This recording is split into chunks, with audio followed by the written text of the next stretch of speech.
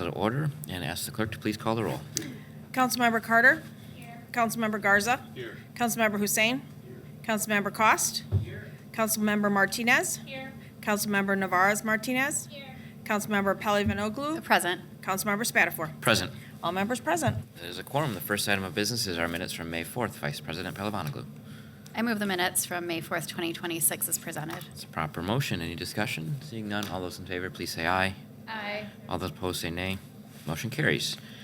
Then we're at that portion of our meeting for public comment. So any members of the public wishing to speak, you'll have up to 3 minutes, and please join us at the podium for your time. And if you wouldn't mind stating your name for the record.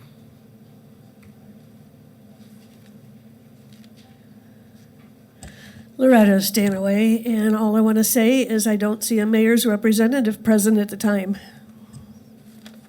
You're filling in? All right. Any other members of the public wishing to?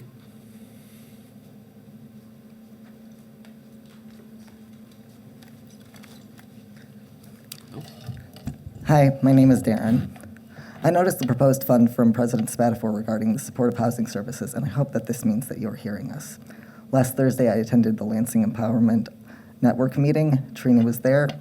I checked my phone on the way out to learn that during the meeting, we had received some news about one of our participants. There is one specific unhoused Lansing resident I think about every single day. She is so sweet. She comes to me with hugs and compliments and I love yous. I give her cigarettes. She always wore a bright blue wig. When I met her out in Dietrich, she'd already been swept so many times. Years of being on the streets, discombobulated, confused, no object permanence, but endearing, loving, and gorgeous. You didn't need to know her to fall in love with her. She was so sassy and fun. She didn't understand why she had to leave the camp, but she did everything she could to pick up her life while at the hotel. At Causeway, she stabilized enough to have full conversations. She was such a beautiful soul, kind to everyone. She advocated for others at the hotel. When I came to walk residents down to make sure that all of them made their Tuesday and Thursday appointments, which they did make, by the way, she came to me to tell me who needed what support, and then the city kicked her out anyway. She chose not to bring any of her stuff with her because after packing up all of her boxes and bags, she was too upset to care anymore. She was so exhausted that a Rent is Too Damn High volunteer had to push her downstairs in one of the bellhop carts. I ran into her a couple days afterwards, and it looked like she had aged 20 years. She had regressed, disoriented, confused, broken. All of that progress lost, but she was still kind and affectionate. The last interaction I had with her was 2 weeks ago when she showed up at the Punk's office while we were preparing for the bi-weekly volunteer distro after the back 40 sweep. She was so distraught over having been swept yet again. I wish I had known that this was the last time I would see her. I wasn't even allowed to see her at the hospital to say goodbye. We've been telling you that anti-homeless policies kill people. We have had several of our participants die already this year, specifically because of the City of Lansing's policies regarding the homelessness crisis. She was almost Jane Doe'd. We might not have even known. And this is not a product of the failure of the system at large. This wasn't a personal failure of hers. This was an intentional choice deliberately made by the city administration. And every single person on the bench in front of me is responsible for what happened to her, as well as the entire administration and admin house. You were all informed that this would happen. I am asking you to create a fund for casework and resources for people like my friend, homeless people who are not what you would consider housing ready, but still deserve more compassion and assistance. Name the fund after her. Her name was Myra. Thank you. Anyone else wishing to deliver public comment this evening? Seeing none, we'll move on to presentations, such as they are. This evening's budget presentation is the City Council budget. I will turn it over to Jake to see if there's anything you want to highlight. Other than that, I could give a quick run through.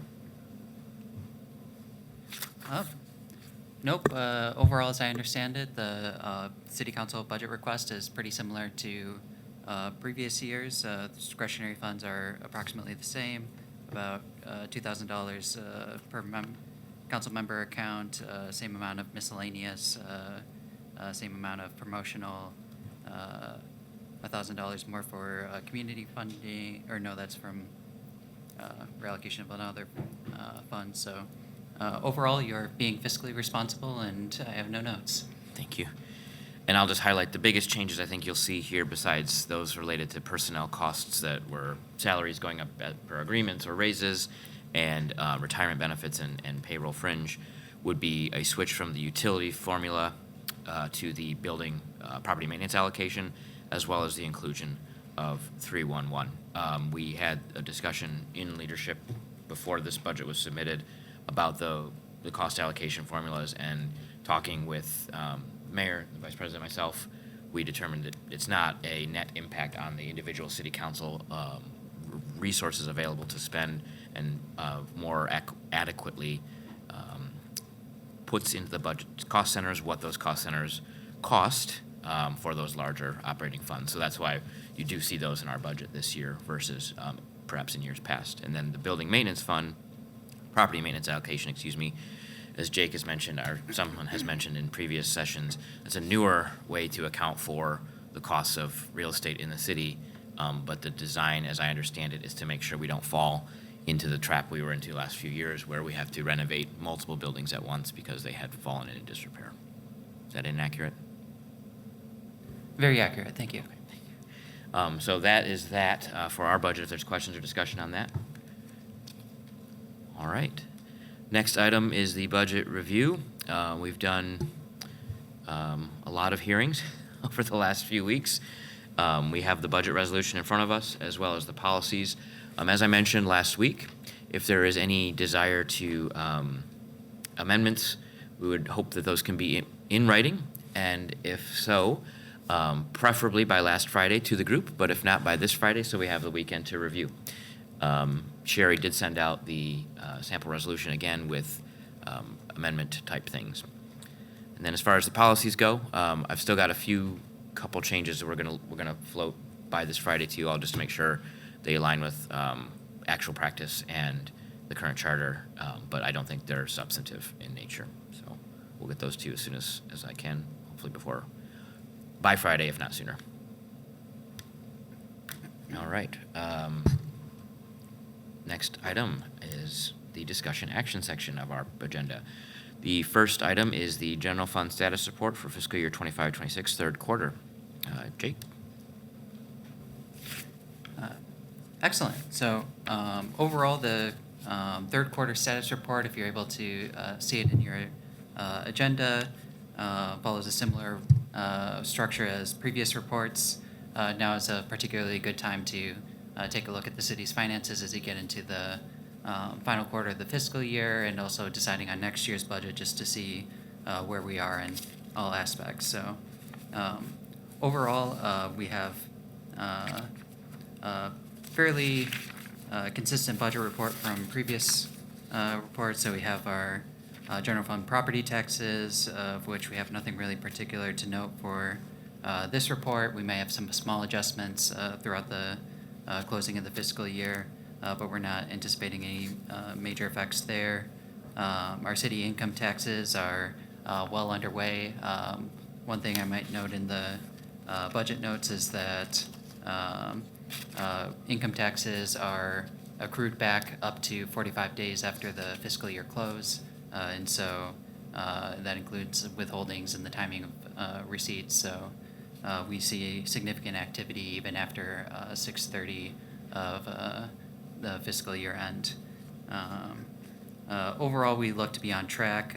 Looking at expenditures in the ledger this morning, past this date, we seem to be doing pretty well to meeting our goals for the end of the fiscal year, so we're feeling pretty good about that source of revenues. Licenses and permits are trending slightly below budget requests or budget adopted at the beginning of the year. This is largely driven by trends in declining cable franchise fees and medical marijuana licensing, which have been factored conservatively into next year's budget proposal, and so we're looking well on trend for what we expect there. State grants are getting fairly exciting at this time of year. So overall, I think since this budget report was submitted, we received one of the last payments for personal property tax reimbursement, putting us pretty much exactly where we expected to land at the end of the year for that revenue source. We expect to receive the full capital city allocation. And this Friday, we should be hearing from the state as to their formal estimates for constitutional revenue sharing for the end of this upcoming fiscal year, as well as their projections for FY 2027 and 2028. And so we'll be keeping an eye on the state budget process and any implications that might have for any last-minute deliberation of this body next Monday. Beyond that, return on equity, we're receiving payments pretty much in line with the contract.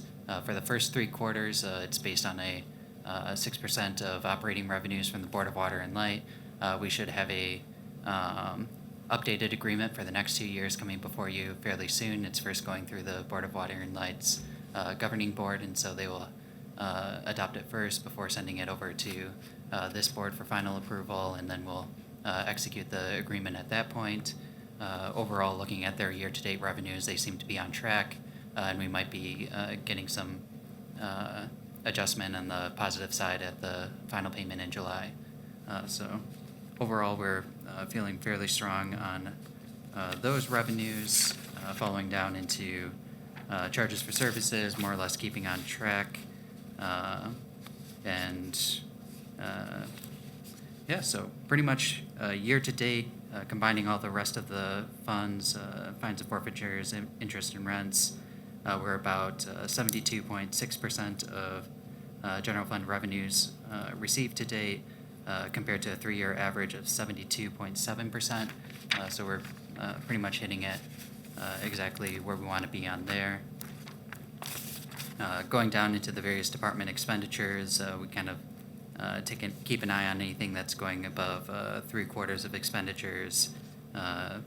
Among those, we have our finance department, which is slightly ahead, but that's largely due to some expenditures for audit occurring at the beginning of the fiscal year through December, and so it's not too surprised that they're a little ahead there.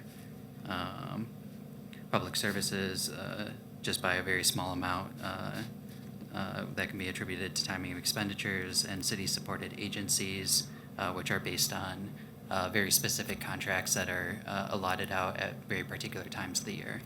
And so overall, year-to-date expenditures, we're at about 74.3% of 3/4 budget, looking to be fairly on track for the next fiscal year. Any questions there? Do you have questions for Jake?